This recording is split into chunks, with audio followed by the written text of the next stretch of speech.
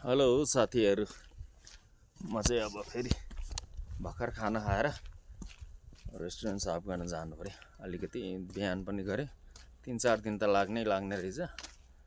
अनि फेरि हिँड्दैछु अहिले। अब ठिकठाकसँग 3-4 दिन त लाग्छ होला। अब ग्यास पनि फेरि ग्यास भर्न जानुपर्ने जस्तो अवस्था भयो। 2टा सिलिन्डर घरमा रहेछ। अघि नै मैले पठाउने विचार गरेको थिएँ। अनि फेरि सिलिन्डर उता रुममा लिएर गएर रहेछ। एउटा रुमको सिलिन्डर त अब लिएर जान्छु।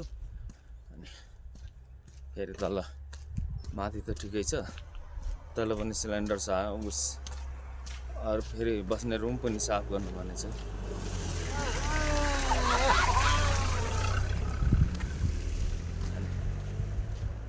त्यही भएर हिँड्दैछु अहिले, लुक। भोलि 1 तारिकबाट खोलेर पनि फेरि 6 राम्रोसँग चल्यो भने त फेरि यो पनि फेरि हात हाल्नुपर्छ।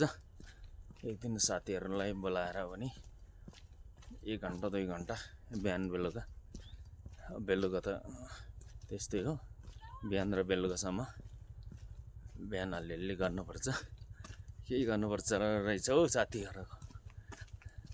अनि सिलिन्डर अहिले गाडी जाँदैछु। मालिकै खुद गाडी लिएर म फेरि सिलिन्डरहरू सामानहरू अलिअलि लिएर गएर भोलि पर्सिबाट चाहिँ केही गर्नु पर्ला जस्तो छ। लेकिन बहुत गन्दा छ प्यान्ट। मेन त प्यान्ट हो मेरो।